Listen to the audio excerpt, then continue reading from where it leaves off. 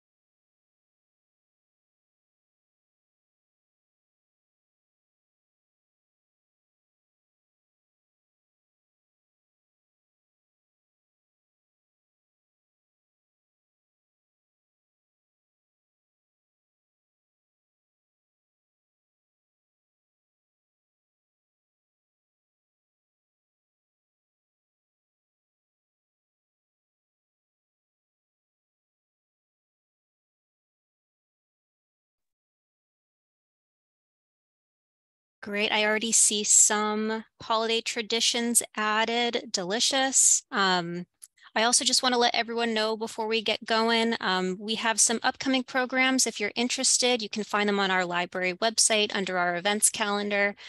Just to give you an idea, and I'll make sure to add these into the chat. We have Art on Tuesdays coming up presenting Picasso's Women. There's an interesting one coming up on December 23rd for a look inside It's a Wonderful Life, America's favorite holiday movie. We also have our Watch It Wednesday coming up. So the movie for that is going to be Nothing Like the Holidays, followed by a discussion from the members of the Diversity, Equity, and Inclusion Committee. Let's see. And then we're going to start off the new year by hosting a January Organizing Jumpstart, a 10-day declutter challenge with Jamie Novak on Tuesday, January 3rd. So I'll make sure to add those into the chat as we get going. But I guess we can kind of get started. Let me just kind of give a quick introduction. So tonight we are welcoming back Sarah Lohman. Thank you for joining us tonight. If you have not attended one of Sarah's presentations before, she is the author of 8 Flavors, The Untold Story of American Cuisine. Released in 2016 with Simon & Schuster, 8 Flavors is a #1 bestseller on Amazon.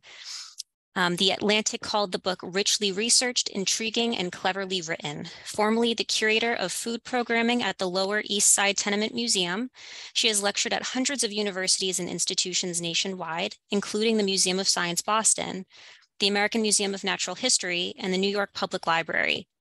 Tonight she will present Christmas and New Year's culinary traditions. We'll talk about how Christmas was once a rowdy holiday for heathens. We'll learn about the New Amsterdam origins of Christmas foods and the very New York origins of the modern Santa Claus. We'll find out just how many Victorian holiday games and food involved actual fire, and how New Year's Day in New York City was a thinly veiled bar crawl. And of course, we'll talk about all of the symbolic feasting and sweets from plum pudding to New Year's cakes. So thank you so much for joining us tonight, and I'll send it over to Sarah. Hello, everybody. Happy holidays. Happy past Christmas. Happy Hanukkah. Does it start tonight? I think. Happy Kwanzaa. Merry Christmas. Happy New Year. And then my birthday is January 15th. So honestly, that's the official end of the holiday season. I am so happy as always to be back at my favorite library in all of New England. I, of course, am coming at you from beautiful Las Vegas, Nevada. I'm from Cleveland, Ohio originally, and I lived for 13 years in New York City. So I got to dabble in a lot of regional holiday traditions. Yes, Chinese New Year is coming up too, Grace. I have been really craving dumplings. I've been thinking about getting a head start and making some on Christmas. I've just had a hankering for homemade dumplings. But for those of you who might not know, it's a tradition to make dumplings on the Chinese New Year, the Lunar New Year. Hanukkah starts the 18th. Okay, it was coming up. Because dumpling making is just such a great like group activity. It's one of those things. I'm sure a lot of your families have traditions like this around the holiday where you're making really labor intensive food. So you sit around the table and sort of make all, full dumplings together, hundreds of dumplings maybe, and filling them and folding them. And then the idea is you are folding in all of your like wishes for the new year. So it's like a very, very lucky food. And yes, I do. There's so many good holidays this season. So I do also, someone just mentioned that they want to come to New York sometime. I do still visit New York frequently and do events out there. And also I have a new book. Sorry, a piece of my plant just fell off from above me and startled me. I have a new book coming out in October 2023 with W.W. Norton. It's called Endangered Eating, Exploring America's Vanishing Food. So you're going to be hearing a lot from me in the next 10 months or so. And I just love speaking to you all. And let's talk about food. So we've already started doing this, talking about holiday food in this like an umbrella way here. I do want to talk about the holidays more broadly, even though today we're going to focus on Christmas and New Year's traditions. Obviously, there are so many other holidays this time of year and so many other major holidays for Americans throughout the year, from Eid to Passover to Wally. I got to get my brain moving here. So first of all, there's a couple common things that make up what makes a holiday food. It's a time of year when we tend to use more expensive ingredients. Historically, and I'm talking like Middle Ages, Renaissance, and even to the 19th century, holiday foods, especially in America, were laden with spices that would come from places like India and Indonesia. So they came from far away. They were quite expensive. Through the 19th century, sugar was expensive, citrus was expensive. And so while a lot of our holiday foods still have some of those ingredients, even though they're not considered as luxurious today, we might also do things like open a beautiful bottle of champagne and maybe have some caviar on New Year's Eve, right? So we still often make an effort to buy some sort of special, maybe more expensive food at this time of year.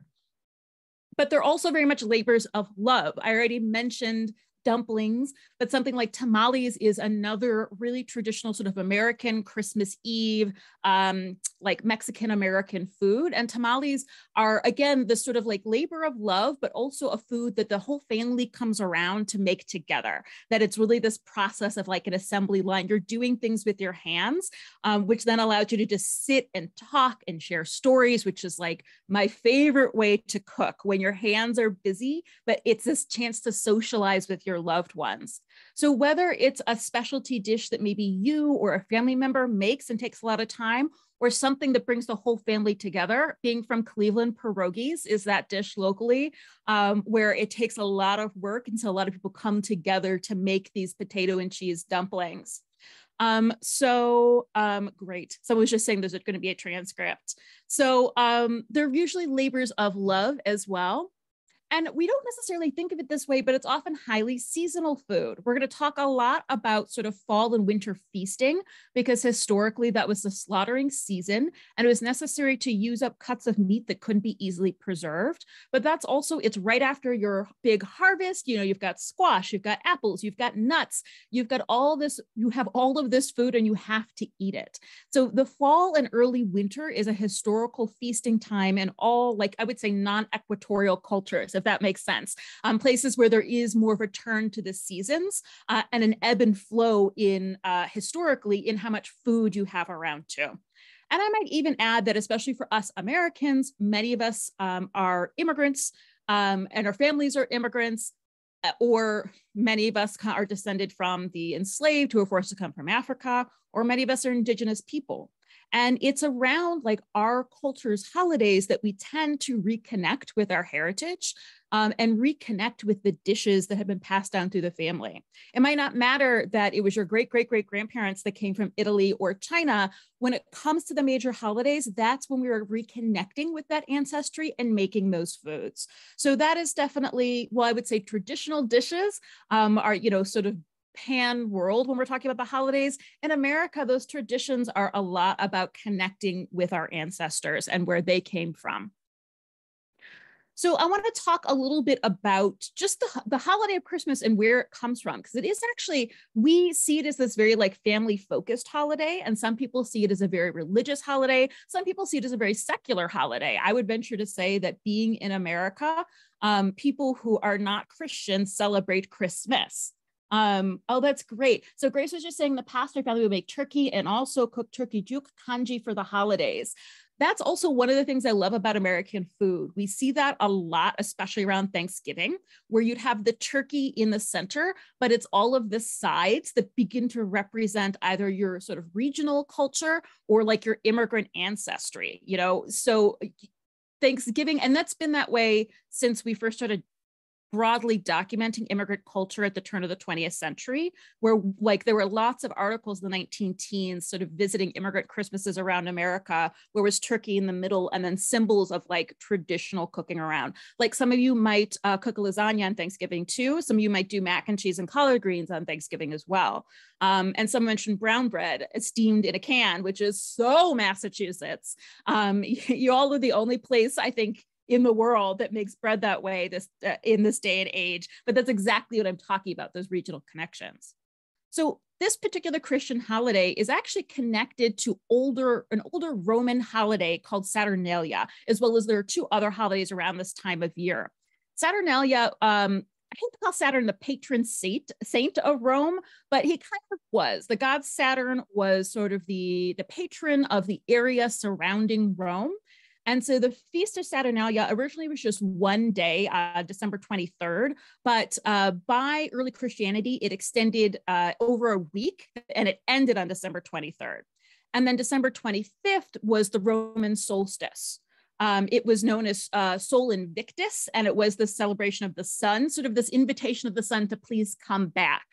So when Christianity was spreading through Europe, and at this time, I mean, Christianity took the same tactic as it spread throughout the world, but one of its ways to sort of spread that religion was to co-opt holidays that already existed, festivals that already existed in those regions, and combine them or invent a Christian holiday to ground them. So Rome being one of the main targets for Christians trying to like eradicate pagan religions in their mind, they chose one of the biggest holidays to be the birth of Christ.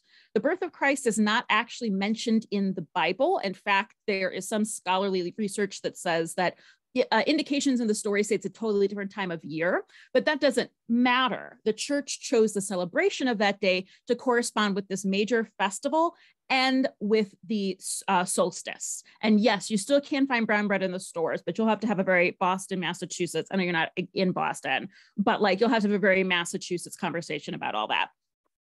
So the thing though is that Saturnalia was a time, as you can tell from this depiction of Saturnalia, it was a time of feasting, drinking, overindulgence, sex, and partying. And while there are definitely still some aspects of that, definitely the feasting, drinking, and perhaps overindulgence, you know, although they created this holiday basically around the turn of the first millennium to correspond with Saturnalia, they then spent the next 1,000 years trying to battle those really, I don't know what to call it, hedonistic roots of the holiday. I mean, additionally, since this was connected to the solstice, throughout Europe. And as Christianity moved in, especially into what is today the UK, it's combining with other pagan rituals of bringing greens inside the house. I mean, I think by now we have a broader understanding that bringing in holly, mistletoe, and pine boughs and pine trees is not a Christian practice. It's actually a very, very pagan practice of, again, bringing in green, inviting the coming spring, and then, of course, decorating with candles, and in this case, like LED lights now. It's that same idea of inviting the sun back. And we see these traditions of like greenery and sun all through history. One from maybe even pre-Middle Ages, from Scotland and Ireland is the Yule bannock. And it's a shortbread, or traditionally it would oat shortbread that is golden, I suspect colored with saffron if someone could get it. And then you tend to notch or pinch the edges so it looks a little bit like the sun. Additionally, we still see these sort of shapes in our holiday celebrations. If you've ever wondered why wreaths are round, they're woven in that way to, again, bring in greenery, but also to invoke the sunshine too. So this bringing in of light and green, it has been a big part of this festival for thousands of years before it was Christmas, but also so was overindulgence, feasting, and drinking. Now, because Christ's birth is not, oh yeah, we're getting into Christmas cookies, don't you worry. Because Christ's birth is not mentioned in the Bible, when the first white colonizers came to America as Puritans and reformers, they did not celebrate Christmas. And this was absolutely their argument, that this is a date that isn't in the Bible. It was made up by the early Catholic Church. And additionally, they were very aware of its pagan Saturnalia, like hedonistic roots. So when I'm going to talk about the Christmas holiday, I'm going to talk about in the early incarnations of it largely in Europe, because it was not really being celebrated in America until the middle of the 19th century, if you can believe that. We're going to get to that too. So the Christmas season pre-700, so we're going to talk maybe like 1000 through 1700, so about 700 years, would actually start really early and end really late. People say that people talk about the holiday creep, that now they're like pumpkin spice lattes in October. It actually hasn't creeped all that much. So the holiday season in Europe pre-1700 would start on All Saints' Day, November 1st, and it wouldn't end until Candlemas, which was February 2nd. And I say ish because in some communities, the celebrations were actually carried all the way until the next fast, which was Shrove Tuesday, or as it's commonly called in America, Mardi Gras. So it's during this time of year that not only is there an overabundance of food, but also there is not a lot of work to do. You really don't have work to do until the next spring. So especially for when we're talking about historic classes that were either enslaved, impoverished, or working within the feudal system as serfs, this was like the time to cut loose. And there were also traditionally factors that allowed for that. And that actually goes back to Saturnalia as well. One of the things that happened during Saturnalia during that week is that the enslaved were essentially free. And there was a little bit of turning on the head of power, that there would be like sort of a lord declared amongst the enslaved that would guide the revelries. Workers and the enslaved were invited into master's home to partake in really fine food and drink. There was, for this very short time, this of the classes and a sense of, now this existed, and we'll see this later on, to encourage these oppressed classes to have this like 1 week of freedom. That 1 week of investment meant they could be treated like crap the rest of the year. That's basically how it was viewed by the people in power.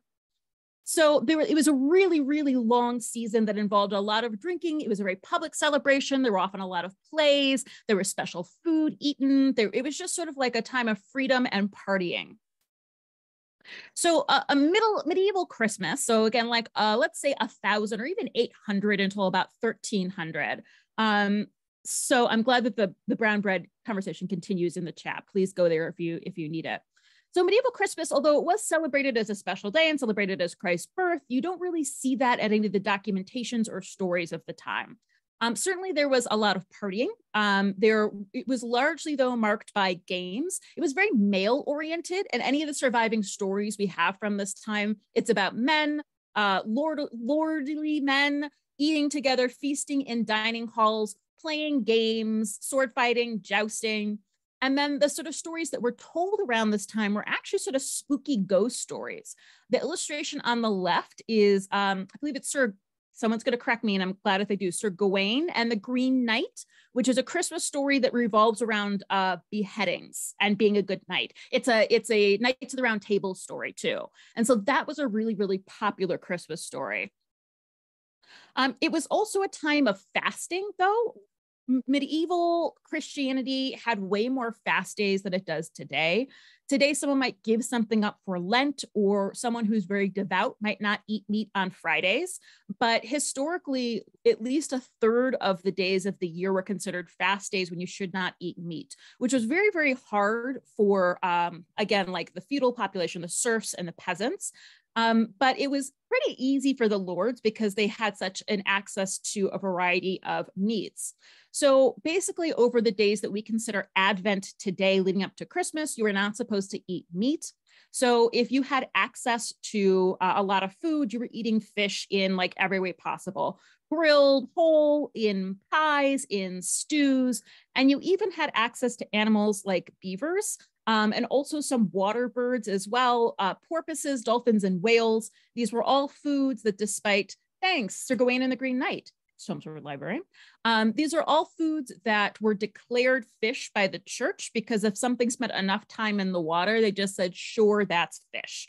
So we can see a remnant of this medieval practice and this medieval Catholic practice in contemporary society in the Feast of the Seven Fishes. So if any of you are Italian, this is traditionally a New Year's feast where you only eat fish. And the reason you do that is that it's a nod to the traditional fast that would happen through all of December. Although most of the Italian families I know that celebrate this, like seven's a lot of fishes. They might do like a feast of 4 fishes or a feast of 5. But it's certainly a very cool tradition. And it speaks to, again, that like medieval lordly way of serving, and that the point of the Feast of Seven Fishes is that you're serving seafood in a lot of different ways. And then I also mentioned this open house too. So in a feudalistic society, you had a main landowner, and then you had people that essentially rented that land and owed a tribute to the landowner at the end of the year.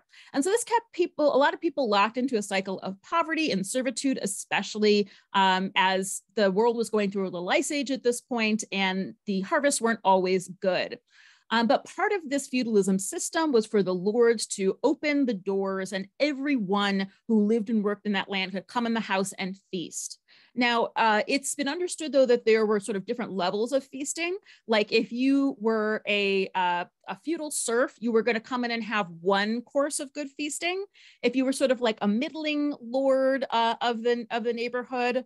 Oh, I'm sorry. Paola says that this is Christmas Eve, not New Year's Eve. I do know that. I definitely misspoke if I said New Year's Eve. So it's a Christmas Eve feast. It's on December 24th which is a nod to what used to be a whole month of fasting. So if you're like a middling lord or land manager, you get 2 courses of feast. And if you're the highest lords in the land, you get 3 courses of feast, and then like the best wine and beverages as well. So the doors are open, but only to a certain extent. This was also a time too that when people in the community were invited into the castle or the manor, that there was game playing as well. And one of the games we know of, other than sort of like the sword fighting or jousting games, is a game that actually lasted through the early 20th century. And it's a game called Snapdragon. Now, the early reference we have to it in writing comes from Shakespeare, but it probably existed before that.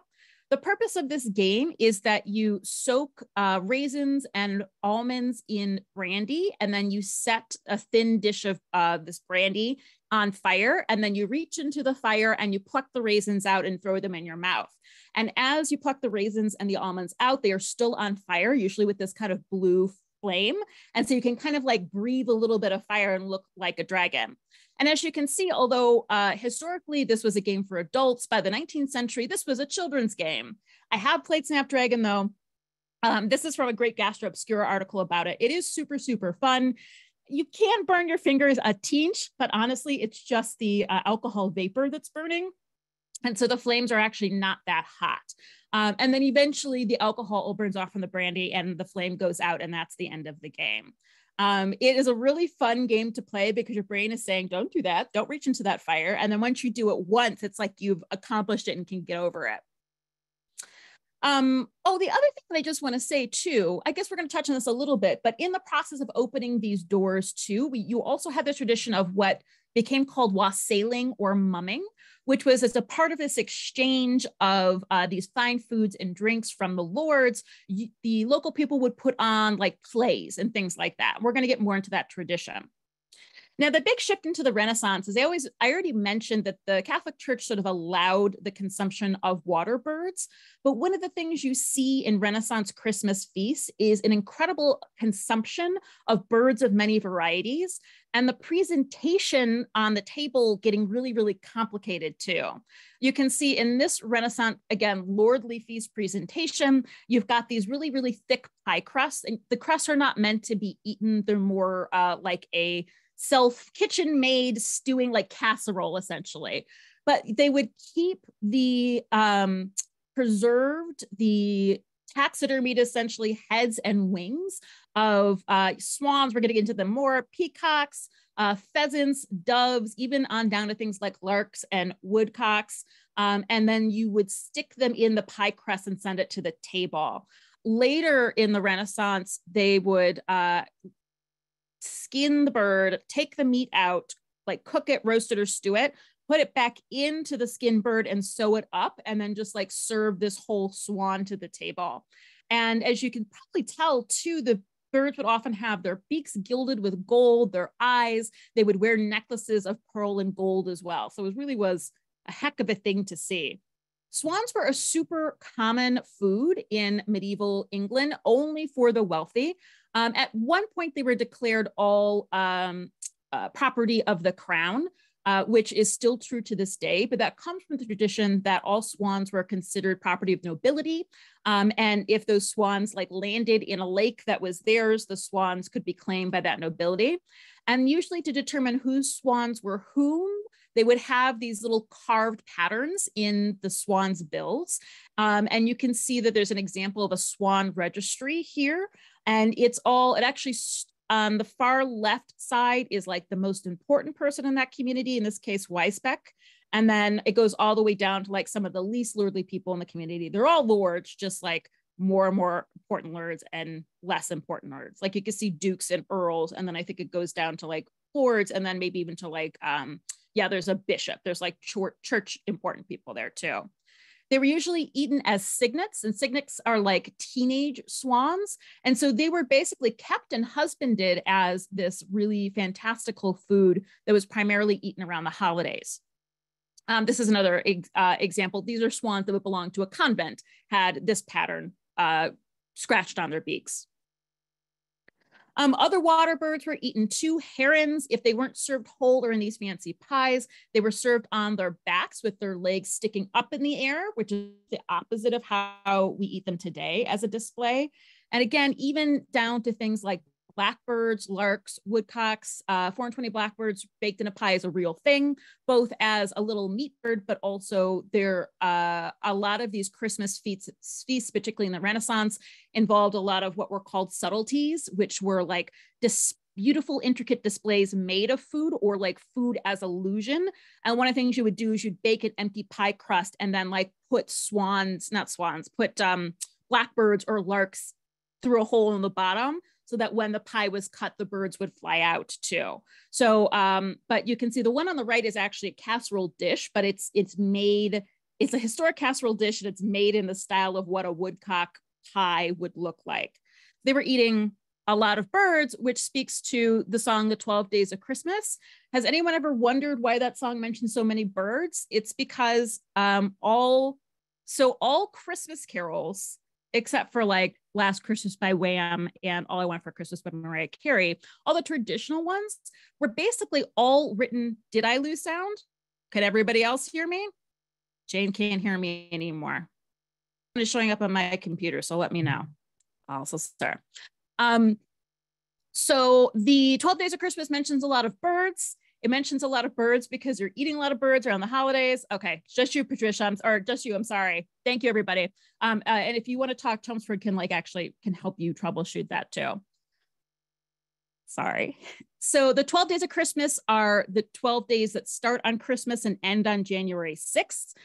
That's actually considered the holiday time, even though for most Americans, we don't celebrate the days between New Year's Day and not Advent, Epiphany, which is on the 6th. But that's what the song of 12 Days of Christmas is about. And the reason your true love gives you so many darn birds is because in the Middle Ages, in the Renaissance, people who had the money ate every shape possible. Little ones, that's why they went into pies. They were so tiny, you just kind of plucked them and threw them in there and baked like a big old stewy pie thing. I mentioned wassailing and mumming, which really begins to peak around in the Renaissance. And this is this idea of people from lower classes expecting entry into the halls of nobility. And we'll see this again and again. And this also dates back to that topsy-turving of class culture back in the Roman time. Because you were sort of creating a little bit of havoc, you would often wear costumes or masks, or even wear clothes of the opposite gender.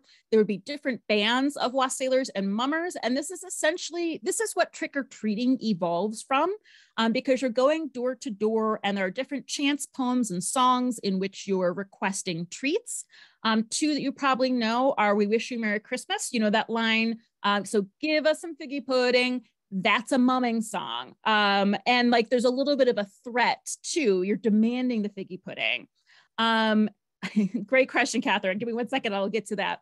And of course, here we come a wassailing. So like, that's what wassailing is. We'll talk a little bit more about wassailing, but wandering around, asking for good food and drink. And often in return, you'd perform like a little play. And especially in the Renaissance, a lot of the plays were the Tale of St. George. So again, these sort of like knights in shining armor tales were big for Christmas. Yeah, as far as I know, because it's so labor intensive to pick all of the meat off the bird and create something that we would know more as a chicken pot pie, they would leave the little bones on.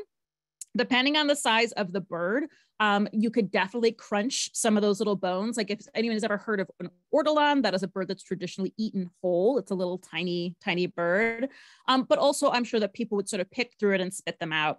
Again, with these older types of pies, you're not really eating like a slice of pie. It's more that the lid was broken into and then you were scooping out the interior like you were eating a casserole. So it'd be sort of like a stewed tiny bird casserole.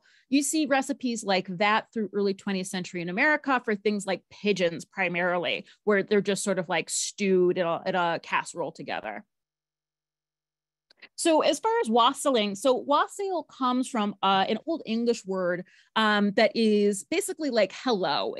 Wassail means like good health, essentially.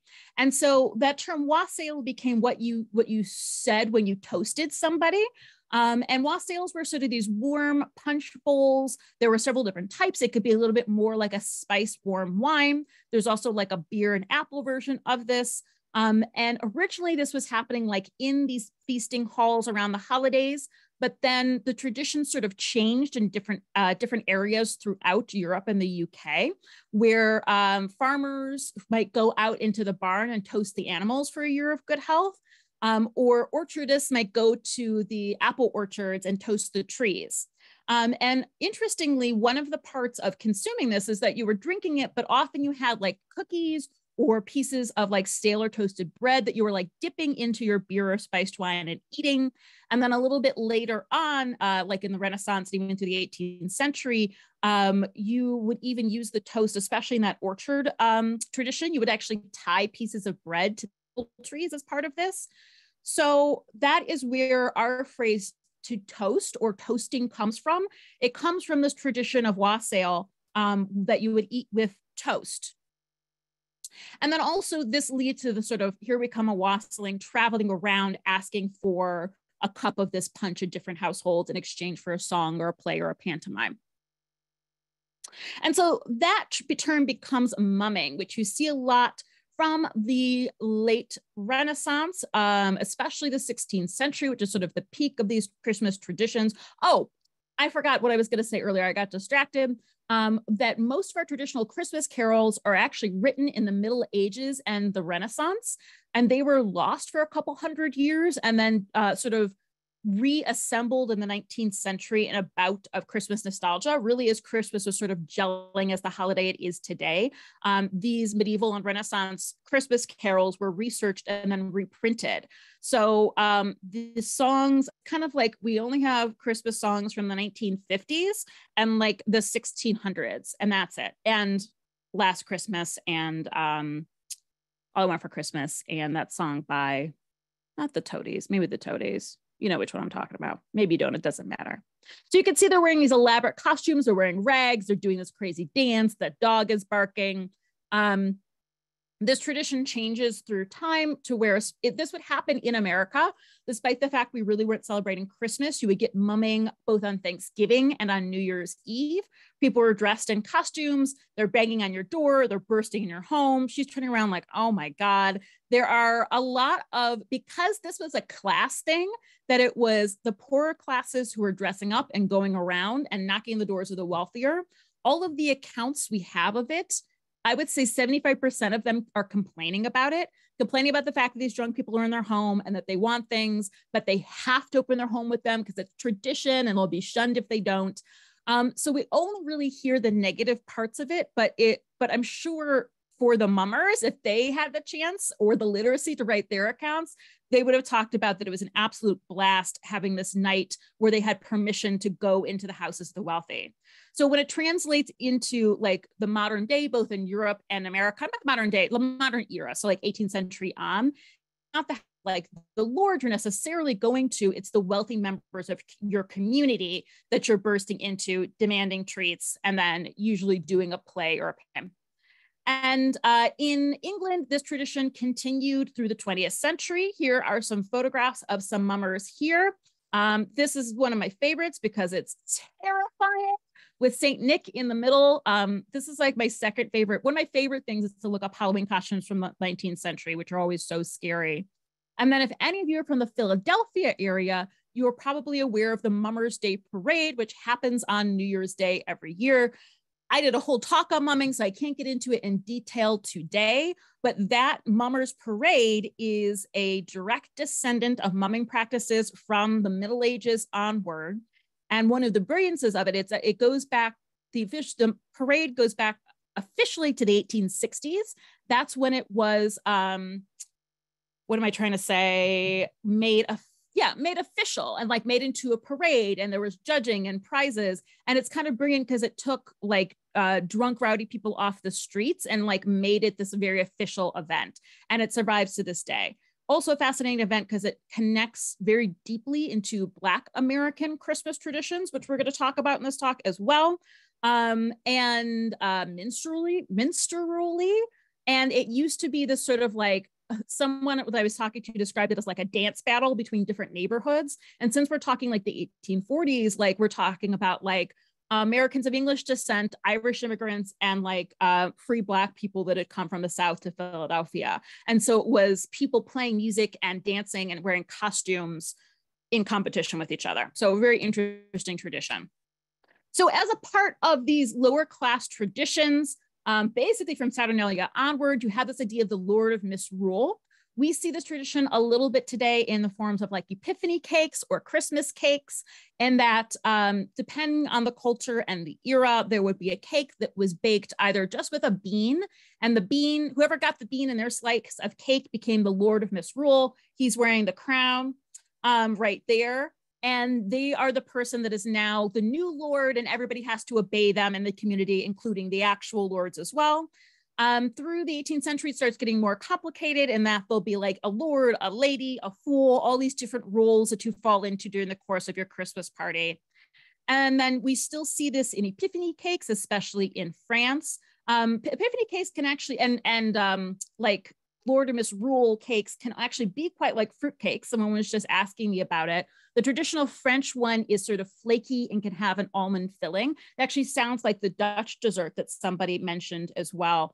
And then this has like a little figurine in it in the modern day usually. And that makes you like the Lord of Misrule for the day, the person that's like deciding how crazy this party is gonna get.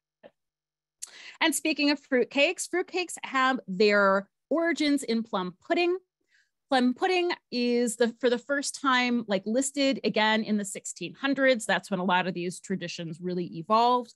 Before it was a solid sort of cake like this, it was really a porridge. It was very specific to England and often one that people who were visiting over Christmas time from other countries would remark on because they really didn't like it. It would essentially be like oatmeal or a porridge of another grain that would have dried fruits mixed in it. And they could be dried plums, but the plum in this case just refers to like any dried fruits of this season. From the 18th century and onwards, it's largely a boiled pudding that you're using something like breadcrumbs, beef suet, which is grated beef fat, sugar, dried fruits, spices, again, those expensive ingredients.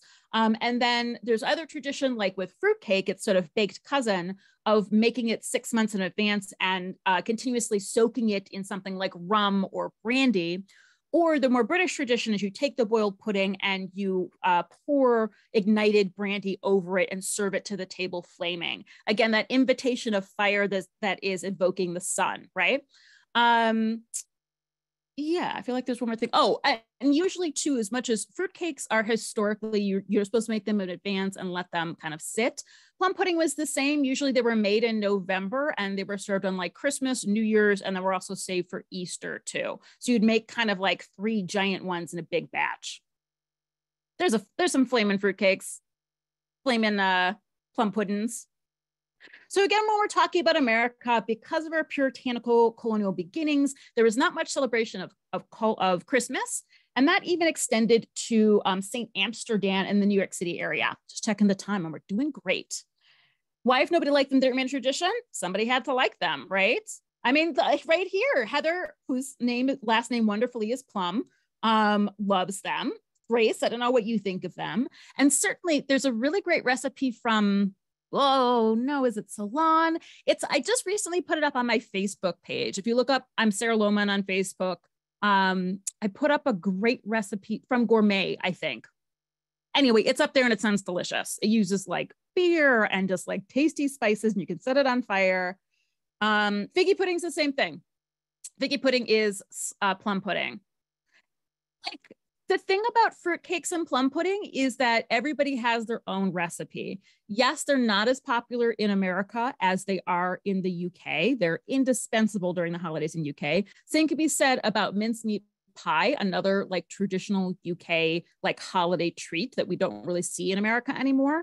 But everyone has their own recipe. Like if you don't really like fruitcake or you don't really like plum pudding, like just find another recipe. And someone just asked about haggis. You know, contrary, I actually like haggis. We in America, we're just a little snooty about organ meat things because we're a wealthy country and always have been.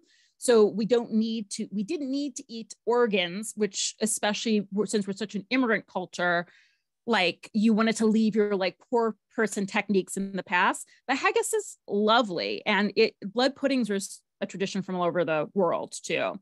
Yeah, soak with alcohol, make them a year advance. Haggis is great. Some isn't, lots of different recipes. Exactly, Catherine. And also, I actually did a whole talk about blood sausage in October. And it really, like, every culture has their own blood pudding. And like, you know, and then every community and every person has their own recipe for it. Totally. So let's talk about St. Nicholas, because a lot of Christmas ideas were brought to America by the Dutch. Again, even though these were Dutch Reformed Church. And so because they're Protestants, they also didn't do the like Christ on Christmas thing. But St. Nick, who our modern Santa Claus is based on, St. Nicholas is a Catholic saint. He was born in Turkey, actually. He is believed to be a real bishop. And after his death, you have to perform a couple miracles to, you know, become a saint. His two were both based on gift giving. One was a dad had 3 beautiful daughters, but no money for their dowry. And in some version of the stories, he's like, well, I guess I have to kill them because I don't have any money for them to get married. And St. Nicholas showed up and like popped some gold balls through the window while they were sleeping. And then they were because the young girls could pay to get married. The other is a truly bizarre story. It's a tale of 3 brothers who were murdered, dismembered, and put in and pickled in pickle barrels. And St. Nicholas shows up and brings them back to life. And I also assume reassembles them and unpickles them.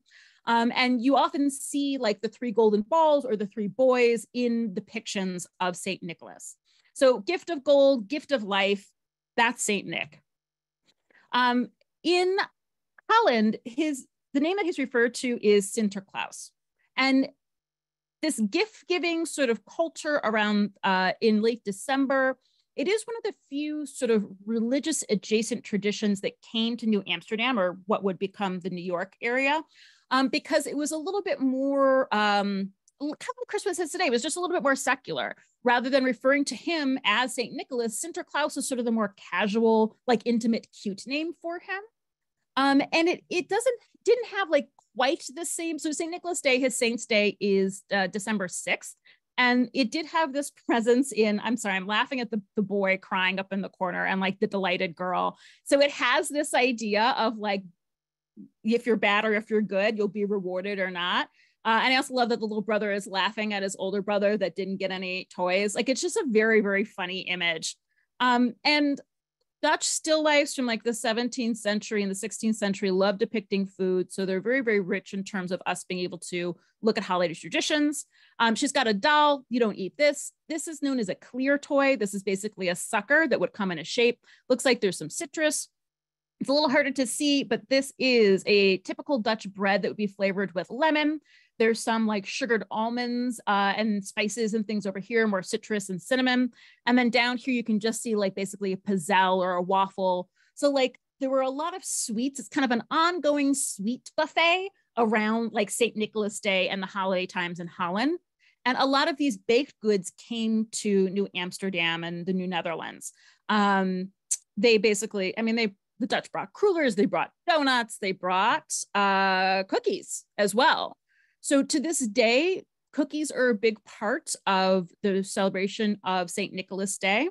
They're usually spiced cookies in a mold. This is from a really great book by Peter G. Rose, who is like the sort of Dutch American historian. And I'm trying to remember the name off the top of my head.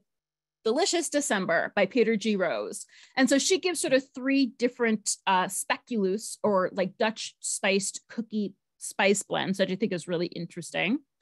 And then these spice cookies were usually shaped. These are like old school ones, like Middle Ages ones, the tie that are shaped to the shape of people. Or they are stamped with molds or pressed into wooden molds. So we kind of know speculoos in America as coming only in windmill molds, but like historically, there were so many different types of cookie stamps. And not only were they used for St. Nicholas Day, they were used for New Year's Day, and they were also used for funerals too. There were just all kinds of stamps as well. And then it's also tradition to gild these really, really big speculoos cookies too. So the Dutch word for cookie is koekje. I'm going to write that in the chat. Koekje is cookie. And in fact, there's the gilding, which you can see is quite remarkable. The word cookie comes from the word koekje. Because of New Amsterdam, New England, and the Dutch traditions there, and the continual Dutch immigration, even after New Amsterdam was taken over by the British and became New York. Our first Christmas cookie recipe appears in the very first written and published American cookbook, American Cookery, which came out in 1796. It is a really good Christmas recipe. It's not as highly spiced as the traditional Dutch cookies. It is spiced with just coriander, which gives it coriander is, the green, in Britain, both things are called cilantro. Here, coriander is the seeds of cilantro. If you're British, you call both coriander. And it gives us this really like pleasant, like lemony flavor, this bright lemony flavor. They're really, really lovely. And it's interesting they're called another Christmas cookie. I think there's only one Christmas cookie recipe in this book. So that's why too, in the UK, thanks Chelmsford Library, they just posted Delicious December by Peter G. Rose. In the UK, that's why these are biscuits and why here in America, they're cookies. And that's because of the Dutch influence. Pearl ash is a great question. Pearl ash is actually plant ash. Plant ash is and I'm talking like you burn certain types of wood, you collect the ash, and that is very basic. It's essentially lye. And when you add that ash to a acid, it bubbles. So it's a very early leavener, essentially baking powder. And super American, this is a technique that we learned, we meaning white colonists, from indigenous peoples. Indigenous peoples in America use plant ash, like so many different indigenous peoples from all over what is today America and Central America use plant ash as an ingredient for a variety of reasons. One of them is its leavening properties. So pearl ash was only used in America from the late 18th to early 19th century, and then it was replaced by commercial baking powder and baking soda. And that, she dissolved it in a teacup of milk. Let me see if there is. It's very bitter, extremely bitter. Yes. Can you substitute baking soda for pearl ash? Would it be 1-to-1? Yes, it would. And as a matter of fact, I have an updated version of this recipe on my blog. Chelmsford, I don't know if we can look it up, but if you go to my blog, 4 pounds flour, and then look up, I think it's the post is called the original Christmas cookie. I've got a recipe up there where I talk more about this recipe in depth and give a variation on it that is really, really tasty. But yes, when I normally do it and substitute baking, I would substitute baking powder, because I'm looking here to make sure that there is an acid, and I don't even see it mentioned in this recipe, but for baking soda, you need to have an acid for it to react. Baking powder also has tartaric acid in it, and so it's like all combined. So I would do 1-to-1, and I would use baking powder. But also, we're going to find the recipe for you. So I want to talk about the American South as well, because a lot of these feudal European traditions, like medieval and Renaissance Christmas traditions, existed in the American South through the 19th century, because the American South was run like feudal Europe, where you had the masters, the noble class, and then yes, Pamela. Oh, sorry. So we'll get back to this. So Pamela just says there's so much coriander, which massively vendors the pearl ash. That's exactly right. And for the most part, when I see recipes that use pearl ash, there is, it's like a highly spiced recipe. It's like this one, or like a gingerbread, something that would cover up that really, really bitter flavor. And you know what, Mary, you're totally right. Mary just said, because they didn't have refrigeration, the milk was probably sour milk, which is acidic. Usually in recipes, they do specifically say sour milk, but I think that you're totally right that the lactic acid in the milk would have been enough to activate the pearl ash. That being said, I would still recommend using baking powder in a modern substitution, or, you know, burn some plants and try it from scratch. Wouldn't taste as good. I recommend the more modern recipe that I did, which is absolutely lovely, which was just posted in the chat. So the American South, through the 19th century, through the abolition of slavery and beyond into the sharecropping system, was run like feudal Europe, with enslaved and serfs and peasants. And so there was the same idea of we will give the enslaved 2 weeks of freedom, 2 weeks of a little bit of topsy-turviness in class systems, in that much like these medieval and Renaissance traditions, the big house was usually opened up, or at least a room of it, maybe the kitchen. Really good food and drink was served, punch and booze was passed out. This was a time of dancing and partying, and basically this idea of like, look how good and generous we are. This is also when the enslaved would receive their clothes and food for the year, so it made it seem like this really celebratory gift-giving time, when actually what they were getting was very small, very paltry. They were treated horribly the other 50 weeks of the year. But, you know, this really slave owners were saying like, well, you know, if we do 1 week of good deeds, then that makes them more loyal for the rest of the year. Now, these traditions varied in parts of the South, largely because of what types of crops were grown. If this was a cotton growing community, there wasn't necessarily a lot of Christmas celebration, because you can still be picking and processing cotton through the winter.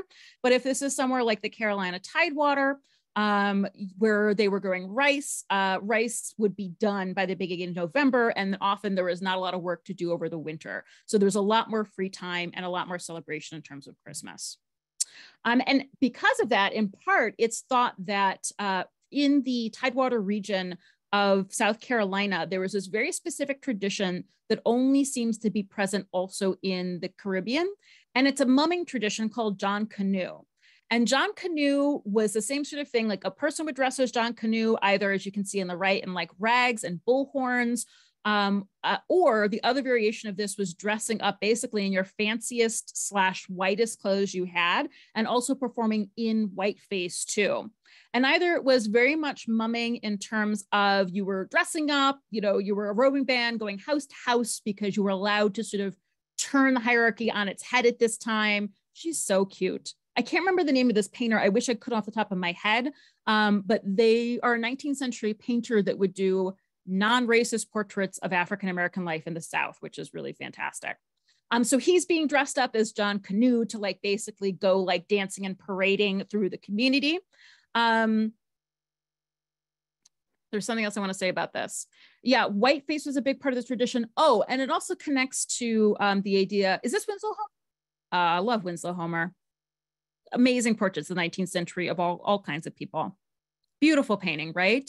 The expression, the joy, the like intimacy, this moment, this documentation of a time and a place in a community that there is so little documentation of. It's it's a really beautiful, beautiful moment. This also part of the holiday tradition is also what's known as the cakewalk. And the cakewalk was basically you would dress in your finest clothes and you were sort of performing. It was a minstrel performance by Black Americans of white Americans too. Like you were mimicking and making fun of your white masters, essentially. Again, this topsy-turving of the hierarchy. And then the couple who performed the best would win a cake. So the modern Christmas, I'm suspecting we have 10 minutes left. The modern Christmas, as I mentioned, was created in the early 19th century, essentially by these three New Yorkers. You probably have not heard of John Pintard. You probably have heard of Washington Irving, and you've definitely heard of Clement Clarke Moore, who penned the poem The Night Before Christmas. Here's how they did it. Pintard lived in New York. All these three guys were conservative. They were too late. Thank you. The Dressing for the Carnival, Winslow Homer. Thank you. Such good resources going up in the chat right now. These three guys were conservative New Yorkers, and I apologize, I don't remember exactly what the community was called they belonged to, but they were essentially like, their families were loyalists during the Revolutionary War. They actually believed that America shouldn't be a democracy, that rich people should be a ruling class over poor people, and they tried to pass a lot of laws and also sort of reinvented New York City history to go along with their idea of class hierarchy. Now, especially Pintard, he didn't like how by this time of Christmas was being celebrated, it was this rowdy, drunken holiday in America where what were termed Californian bands, or essentially mumming bands, would go through the streets, making music, banging drums, and begging for treats. And he hated it. He also hated the New Year's Day tradition of, I think I can show it to you. New Year's Day was a day of visiting based on Dutch traditions, which to me sounds super, super fun, where basically the women of the household stayed home, wore beautiful dresses, like got their hair done the night before, served incredibly delicious and complicated punches, desserts, food, and then the men of the households would go and do the visiting all through the town. So it was this like ongoing, as I mentioned, thinly veiled pub crawl, except you were going into people's homes and visiting them all day. So in this case, it wasn't necessarily like, yes, it does have to do with domestic and public sphere, but it was like one half of the party stayed in one place and the other half of the party moved around. They also hated that because they thought it was too rowdy. So their idea is they wanted Christmas traditions to not focus on benefiting the poor, but to place children in the role of the poor. So another tradition that we haven't gotten to, but I know there's at least one British person in this chat, is like Boxing Day.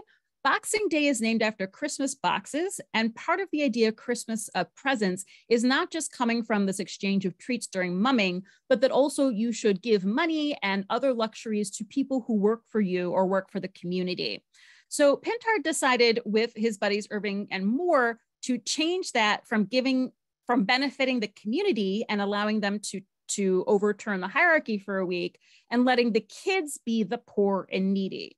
So they focused the story on being not about rich people helping poor people, but about you helping your kids. And that's what really turned it interior and domestic and made it a family holiday. Irving was a part of this because he wrote basically a book of Christmas traditions that was based on fantasy essentially, but really talked about this like British hall that celebrated all these Renaissance Christmas traditions. And then of course, more in, this might fact check, hold on. Okay, so there's Knickerbocker History of New York. By the way, this is a broadside about how much people hate Christmas and what St. Nicholas Day is. And that is an early portrayal of essentially Santa Claus. And you can also see on the right too, the fire, stockings filled with treats, probably some waffles there, things like this. The good girl, the bad boy, he gets a switch. So this is essentially like a broadside version of that painting we watched. 1809 Knickerbocker's History of New York by Washington Irving is this sort of rewritten fantastical history of New York that gives them a like lordly Dutch heritage. 1823 is when A Visit from St. Nicholas is first published in, what is this, Harper's, a new monthly magazine. And we also get one of the earliest illustrations of St. Nick with these paintings too. And so this idea of like kids and sugar plums and this St. Nick coming to deliver gifts sort of expands from the Dutch idea of it. He's originally described as very elven, not the big fat jolly man we have today. It's Thomas Nast in the 1860s. Thomas Nast is a very famous political cartoonist from this era. I think probably most famous for taking down some of the like big Irish bosses in New York City, but he also created a version of Santa Claus that is a lot more like the Santa Claus we know today. Red suit, big fat man, big beard, smoking the pipe. This is specifically a Dutch pipe and a Dutch pipe of nobility as well. If you were lower class, you broke your pipe and smoked them short. And then we pivot this whole holiday around the Christmas tree, which at that point was a German tradition. In the middle of the 19th century, we had a huge German population. And also Queen Victoria was married to a German man, and they were the first one to essentially bring a Christmas tree into the palaces. So that is the big shift. And then another big factor at this time is Charles Dickens' A Christmas Carol, which is a much bigger hit in America than it is in England, because despite the oppression, essentially the taking away of the idea of charity that those three men wanted from the middle of the 19th century, we still really believe in both social mobility and our ability to change. And that is really what A Christmas Carol is about. I also love that it has connections all the way back to the tale of the Green Knight, in that it is this ghost story. It's a little spooky. And then, of course, they mention food. This is a wonderful 19 illustration of the Ghost of Christmas Present. And you can see a rabbit. You can see plum pudding. You can see, I think that's an ornament. You can see pies, probably mince pies of different varieties. You can see the wassail bow. Look, there's ham back there. There's all kinds of good stuff. Steaming hot mulled wine right there. The UK does Christmas. Oh, yeah. Yes, you do now. But in the night, yes, I understand. What I'm saying, Heather, is in the 19th century, this book was not a hit in the UK. It like barely sold anything and was incredibly popular in America because it was this moral tale, a tale of change and a tale of upward mobility. So of course, today, this is really sort of a universal story. It's, you know, one of our most famous Christmas stories, but that wasn't true in the 19th century. And then also they describe the Cratchit's holiday dinner. And interestingly, the holiday dinner that is portrayed in this book of like goose, applesauce, mashed potatoes is talked about like it's very, very meager. But according to like common cookbooks of the time, this is a really, really common Christmas feast. Although in this case, 15-cent dinners, which was published in New York in the 1870s, there's roast turkey, baked potatoes, applesauce, and then of course, plum pudding with cream sauce. Turkey is in America associated with Thanksgiving. And then, you know, you tell me what you do on Christmas. Is it ham? Is it like a rib roast? Like what do you eat? Is it more turkey? But traditionally in the UK, turkey was the Christmas bird. Now, turkeys are a New World animal. They're from the Americas, but starting pretty soon after first contact in 1492, turkeys went to Europe. In fact, they were so associated with the Old World, people in Europe thought they came from Turkey, which is why they got that name. And there was definitely like turkey husbandry that happened in the UK in great numbers. Turkey became a food for winter because the areas that had these enormous turkey farms were usually a couple days' journey outside of major urban centers. So in hotter weather, you had to drive your flock of hundreds of turkeys up to 3 days to the market, where then they would be slaughtered on site. Because if it were warm, you can't like haul meat through the heat for 3 days. And I found out a weird fact today in that they had to wear little shoes. You would dip the turkey's feet in pitch or wrap them in little burlap bags so that their little feet could make it. This is a family, it can be goose in the UK, but traditionally turkey is the Christmas meat. And it's because in the wintertime, you could do the slaughtering on the farm. And then I love this incredible image basically of the turkey wagon coming from a bird farm that is just packed inside and out with slaughtered, in some cases, plucked turkeys, because you can make that journey quicker and then the meat doesn't spoil in the winter cold too.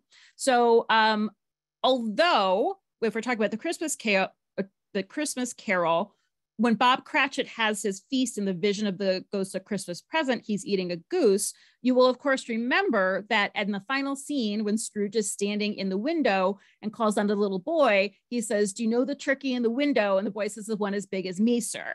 So although in America, this is traditional Thanksgiving meat, in the UK, historically, it was a traditional Christmas meat. That's my talk. If you've got some questions, I think we have just a minute. We're already 1 past the hour. But if you would like to read more, here are 3 books I highly recommend.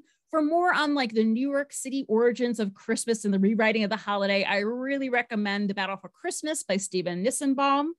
History of Christmas Foods and Feasts largely talks about British traditions, but it'll give you a lot of the origins in like those medieval and Renaissance Christmas and Christmas food traditions. And then Delicious December is the one that I mentioned by Peter G. Rose, which talks about how St. Nicholas Day and New Year's Day evolved into our modern holiday traditions, including Christmas cookies. And not only is there history in Delicious December, but there are lots and lots and lots of great recipes.